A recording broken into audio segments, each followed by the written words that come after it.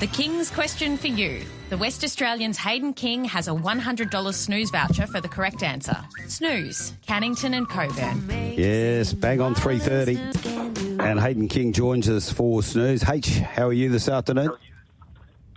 I'm okay. How are you, Marty and Seb? Yeah, really well, thanks. We're looking forward to this 10 event program tonight here at Gloucester Park, highlighted by the 4-year-old championship Group 3. We talked about the card a little bit on Wednesday, but as a feeling overall for it, what do you think of the talent on offer tonight?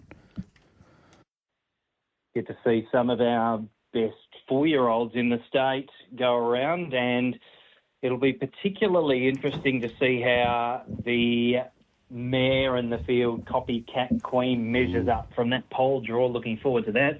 And then the overture to that is the free-for-all contest with Gee He's a Sport, Minstrel involved, and Mr. Smarty drawn on the second row. So it's a pretty classy lineup collectively for this Friday night of action, and it's only going to get better over the next couple of months. Okay, before we delve into it a little bit deeper, as you heard, the opener there for the King's question, thanks to Snooze Betting, Cannington and Coburn. What is our Snooze Betting King's question today?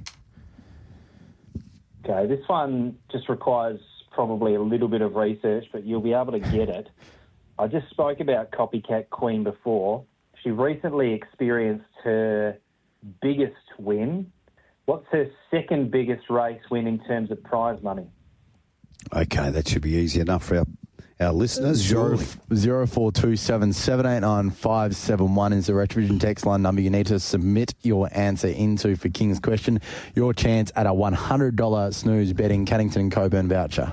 Now, hey, did they ever get that one? Remember the one you come out with? There's two horses in tonight that won at this meeting, you know, in the past. Did anyone ever get those two right? I don't know. No one liaised with me, so Seb might be your man. No, I don't think they did. Might have been away that day, but because every time I've been in, someone has been able to come up with the correct answer for King's question. Yeah, okay. All right, so we look at the markets in race number 5, the 4-year-old championship tonight. Gee, there's been some money for a few horses in the race. At Big Odds Golden Lobe, 12 into $4.60. Specking Alta Tribute into $8.50. And also Just Call Me Mickey's been 4 into $3.10. Yeah, and as I spoke about, she gets a big chance tonight, Copycat Queen, to show what she's made of. I listened to Aidan DeCampo on radio yesterday, and he was momentarily and marginally concerned about the fact she might get a little bit keen if she is forced to do a bit of work to hold the front. But she's so fast. I think tonight she can really stamp herself up to this class, and it would be no surprise to me if she was able to take this race out. I put her on top. So it'll be a worthy inclusion to these ranks in the Derby, should she be able to measure up. Not the Derby, the Golden Nugget, should she be able to measure up. And tonight could be the first instance of that. Place chances? Oh, there's plenty of other winning chances in the race. Okay. Golden Lode's been well attracted in the betting. They actually bet $12. He's down to $4.60. Older Tribute was the early market move. He was 11 down to $5.50. He's just drifted back out to $8.50. Franco Moto, I like this horse. I think he's going to keep getting better with racing. He's a big stamp of a beast. And Just Call Me Mickey, I'm very fearful that he may not see the light of day from the inside of the second row behind Copycat Queen. So that's my fear with him, but he's going very well. And the chances don't necessarily end there. It's got a lot of depth across the board. Okay, quick pause, because on the Retrovision text line, 0427 789 571, we've got the King's question for Snooze Betting Cannington and Coburn. Once again, just repeat it, because we've got one answer on the phone. Okay, which is Copycat Queen's second greatest collect in a race? Because she recently experienced her biggest. What's her second biggest? Okay, we've got an answer here of 4-year-old and 5-year-old Westbred Pace. I don't think that's right. I sort of changed the question there. Okay. Because the technicality is what they'll find. She didn't actually win her second biggest prize purse race. Okay. No. So that is actually her second biggest win, but the question I mean is what's her biggest collect? I think Kate's got it now. Second, 3-year-old fillies Westbred Classic Group 2. Correct. Yeah, that's the one I was looking for. Well done, Kate. Kate. Kate is our winner. We'll Send get her through your details, Kate. Yeah, please. Your email, and we'll get you the $100 snooze betting Cannington and Coburn voucher out to you. Here's one for you, and you'll get this as well, H. This is a double question for the great man, but the particular horse we're talking about, Copycat Queen, has been driven in its entire career by Andrew DeCampo, apart from a couple of races. Who drove it when he didn't? She's had a few different drivers other than Aiden. Trent Wheeler would have been in the car. Yes. Joseph Stavelko drove her recently. Correct. Not long ago, back in July. And I feel like Chris Lewis drove her early. Yes, correct. Bang, bang, bang. Is that just off the top? You're an amazing man. Off the dime. Yeah, fantastic. How would you like to have a brain like that? What about race number 4, the book into the Beau Rivage for Fireworks Night? This is a race that is generating a lot of interest. Minstrel holds the call at $2.40 at this stage, into $2.05 now. Wow, the money's come. Is that because Al Capone scratched, or is that genuine money? Nah, there's genuine support for him. Al Capone had no effect. And I could understand that. I put He's a Sport on top. I thought he might be able to run to the front here. And I'd be very surprised if Minstrel was able to wrest the lead off He's a Sport. The only other way is that Bricky's Dream gets past He's a Sport early and hands up to Minstrel, but I don't think that'd happen either.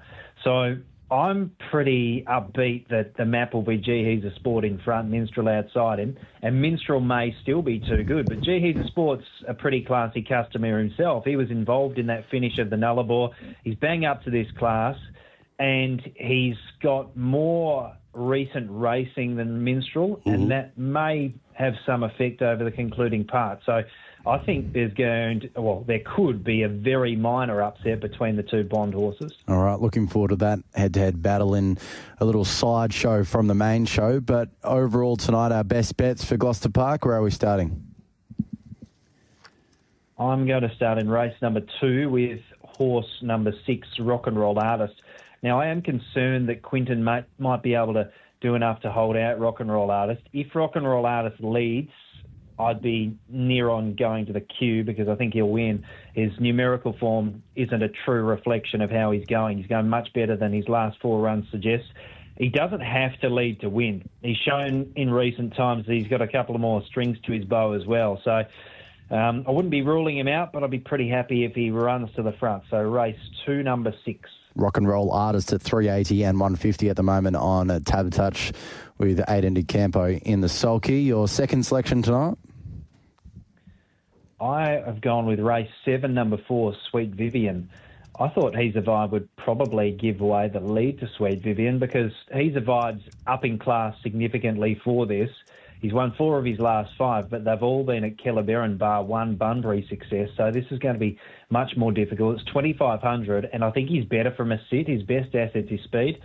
I could be reading it completely wrong. There's also Princess Katie in the mix as well for the Michael Young stable. So we'll find out a bit more in the coming hours about that map. But if Sweet Vivian 1 is able to hold out both Blitz and Buy and Chualu and maybe even another shot from out wide in those early stages, if she runs to the front, I think she'll be nigh on impossible to roll, providing she brings the form she showed last week. She was involved in an early scuffle soon after the start, galloped back through the field, and then she closed off with a lot of purpose in a quick last half. I think she'll take a lot of beating tonight if she does get to the front. Even if she doesn't, she's not none. That's race 7, number 4. Okay, 7-4 goes with 2-6. What else have we got? Okay, this is the last one, and I got to admit, when I come on with you guys, it is an extremely rare occurrence that I've actually already had a play. Oh. But I saw this yesterday, and I couldn't resist. This is by far and away the horse I'm most excited about tonight. Race 9, number 3, Rock Me Over. They bet 100 to 1 early, and then this morning he got crunched into $4.80, and he's rebounded back to $11. Last start on Monday at Pinjarra, he showed a blinding turn of foot relative to his ability. He's a rising 11-year-old who's generally one-paced, but he hit the line with a lot of gusto in a 56 final half. And I was talking to our man with the stopwatch, and I said, I reckon he's probably come home 27-1. And he said, I'll tell you right now. And he clocked him, and he got him 27-1-6. So the stopwatch doesn't lie. No. And before that, he has held up badly. 2,500, there could be some heat. Franco Sheriff's drawn the inside, but Cold Hard Cash has got some gate speed. Infinite Sign can really pull quite hard. So there could be heat in those mid-stages, and if there is, he could be powering all over the top. I'm pretty confident he'll run a good race tonight. Race 9, number 3, Rock Me Over. You have to get those eyes checked out, Hayden. You're 0.06 out. That's not good enough off the eye. No, well, Gout would have been all over me if I clocked him wrong. Okay, so confidence levels on these selections. Rock and roll artists, you sound reasonably confident?